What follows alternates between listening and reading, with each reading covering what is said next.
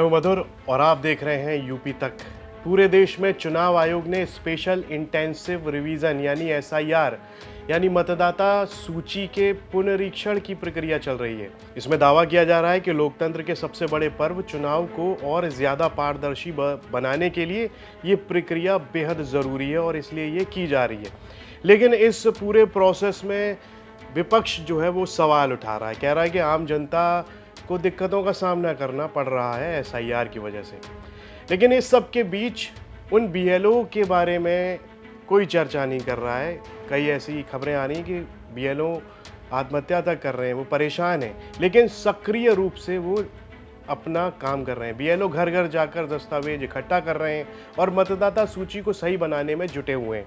इन्हें लोकतंत्र के सच्चे सिपाही भी कहा जा सकता है। लेकिन यही सिपाही इस समय परेशान भी हैं, दबाव में हैं, डर में जी रहे हैं और कई ने तो अपनी जान भी गंवा दी।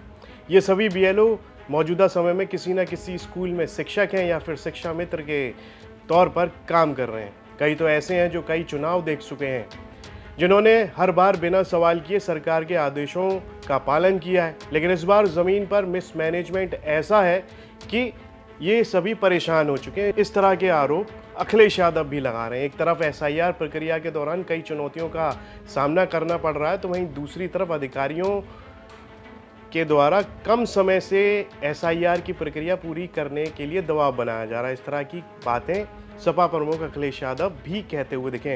इस पर उन्होंने एक्स पर पोस्ट करते हुए बीजेपी सरकार को घेरा है। घेरते हुए एक्स पर पोस्ट करते हुए अखिलेश ने लिखा कि प्रिय बीएलओ भाई और बहन, एसआईआर का जो इन प्रैक्टिकल टारगेट देकर आज आपके साथ जो अमानवीय व्यवहार किया जा रहा है और आपके ऊपर मानसिक दबाव बनाया जा रहा है, वो बेहद निंदनीय और घोर आपत्तिजनक है।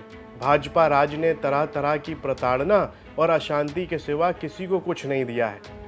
अखिलेश यादव आगे ये भी लिखते हैं कि भाजपा ने नई नौकरियां तो दी नहीं, जो चली आ रही हैं उन्हें भी इतना कठिन बना दिया है कि लोग हताश होकर नौकरी छोड़ दें।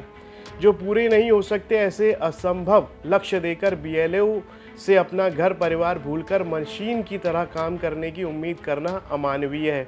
भाजपा ये सब काम अपने चुनावी महाघोटाले के लिए कर रही है, लेकिन सवाल ये है कि जो बीएलओ हताश होकर नौकरी छोड़ रहे हैं या जो अपनी जान तक दांव पर लगा रहे हैं, वो इस सियासी घपलेबाजी का खामियाजा क्यों भुगतें? बीएलओ को किसी भी गलती के लिए जिम्मेदार ठहराना किसी भी परिस्थिति में न्याय संगत नहीं है।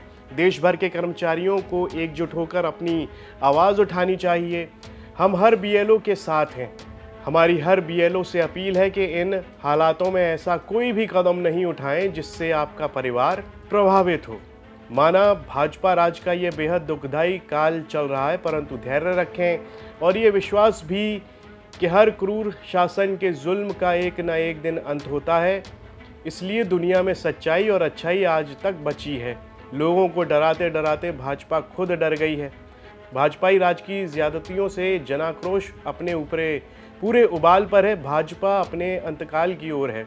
इन हालातों में अगर ईमानदारी से चुनाव हो जाए तो भाजपाइयों के घरवाले तक भाजपा को वोट न दें। भाजपा जाए तो शांति आए। भाजपाई चुनावी भ्रष्टाचार ने बीएलओ को शारीरिक और मानसिक रूप से तोड़ दिया है। हर बीएलओ के दुख दर्द का साथी आपका अखिलेश। तो सपा प्रमुख अखिलेश यादव यहाँ पर बीएलओ के साथ में खड़े हुए नजर आ रहे हैं। लगातार यहाँ पर वो कहते हुए दिख रहे हैं कि भाजपा राज में बीएलओ के ऊपर ज़रूरत से ज़्यादा दबाव बनाया जा रहा है और ये सही नहीं हो रहा है, क्योंकि कई सारे बीएलओ हैं जो कई राज्यों में देखे भी गए, खबरें भी आई कि जान तक गंवाई है या फिर बहुत ज़्यादा प्रेशर के अंदर उनको काम करना पड़ रहा है और कहीं उनको एक लोकतंत्र का सच्चा सिपाही तक कहा गया है।